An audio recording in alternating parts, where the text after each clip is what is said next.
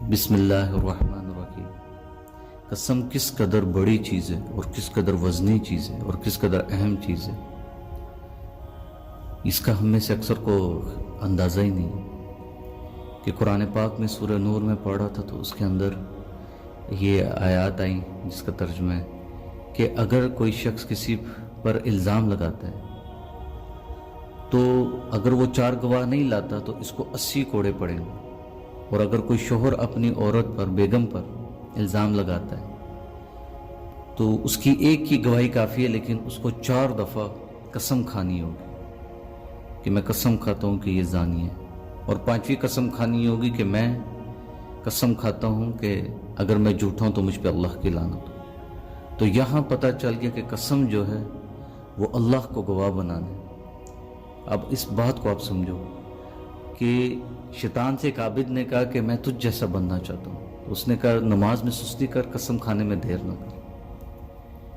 مطلب گھر میں مثال کے طور پر کوئی چھوٹی سی بات ہوتی ہے اور آپ اپنے بزرگ والد کو اس میں تکلیف دیتے ہیں تو والد صاحب فرماتے ہیں کہ میری عزت، میرا ادب، میری عمر کا کوئی لحاظ کر لو، کس چھوٹی چھوٹی باتوں میں بھی آپ مجھے تکلیف دیتے ہیں، مطلب آپ کے دل میں میرا کوئی ادب نہیں۔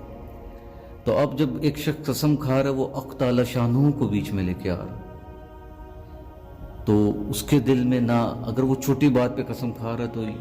اس کے دل میں نہ اس کی اللہ تعالیٰ کی کوئی عظمت ہے، نہ حیبت ہے، نہ وقت ہے۔ تو حق تعالی شانہ تو صرف گواہ نہیں، وہ تو پھر جج بھی۔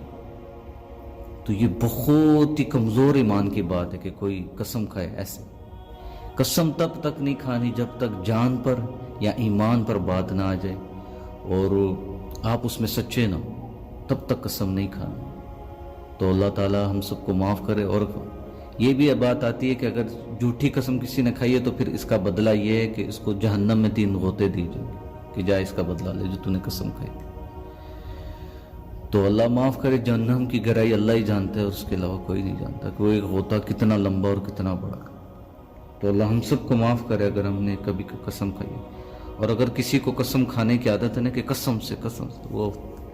اللہ سے معافی مانگے، توبہ کرے اپنی اس بری عادت سے کہ وہ قسم کو جانتا ہی نہیں کہ یہ اللہ کو بیچ میں لا رہے اپنی چھوٹی سی بات۔ اللہ ہم سب کو اس